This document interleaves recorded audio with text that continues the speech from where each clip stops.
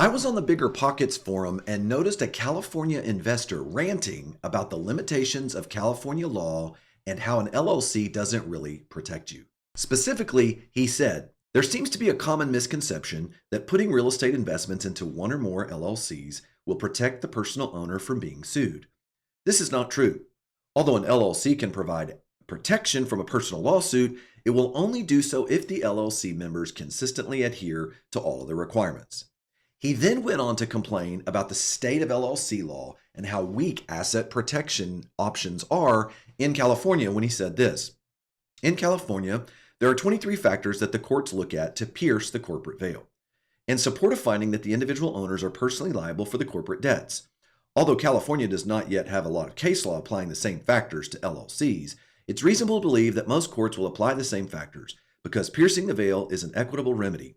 Even if you are not located in California, your local courts will likely to look at a similar set of factors. He then went on to list 23 possible factors that could be considered to pierce the veil of an LLC.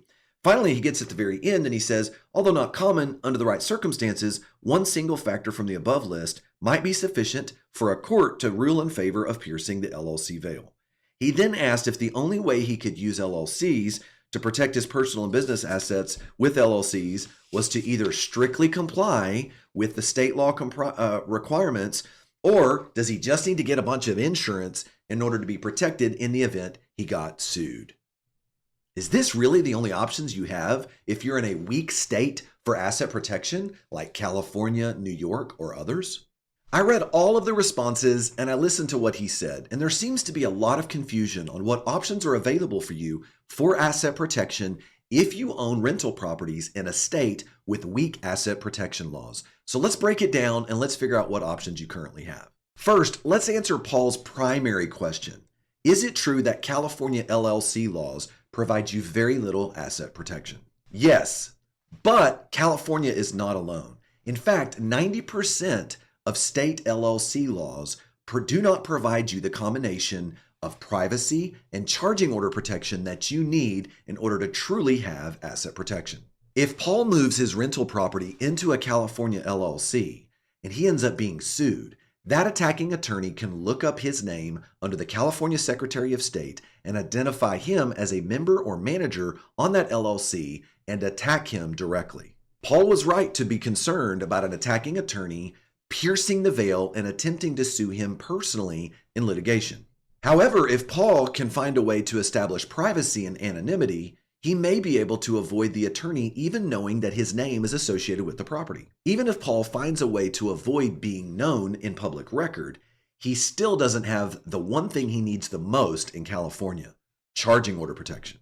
As is, if Paul is sued and he has his rental property in a California LLC, if he loses that lawsuit, the attacking attorney can request a charging order.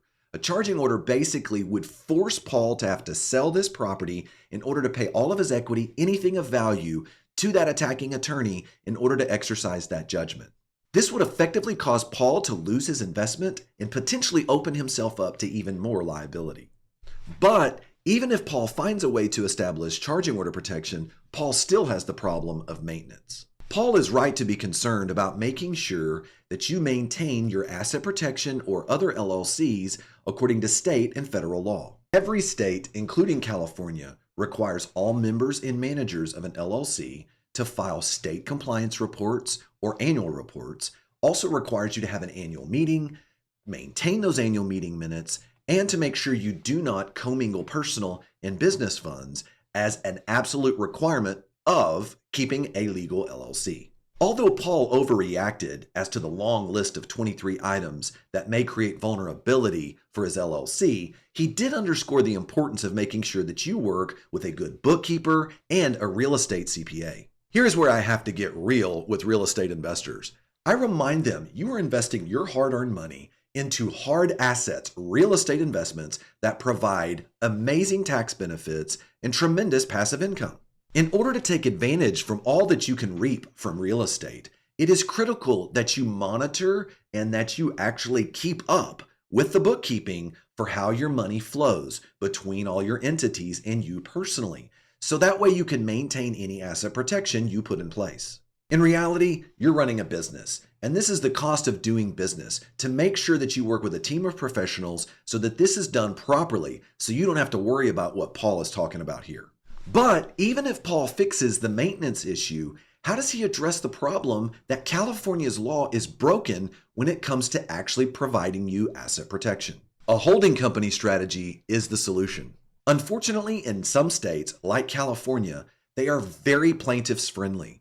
Unless you use a holding company strategy, you will always be vulnerable by placing your rental properties in only an LLC. What does Paul really want? He really wants the benefit of another state's beneficial laws that he can apply to California, so that way he can sleep at night knowing his assets are actually protected. So, is there a strategy that actually provides this as a solution? Let's examine an example of a holding company.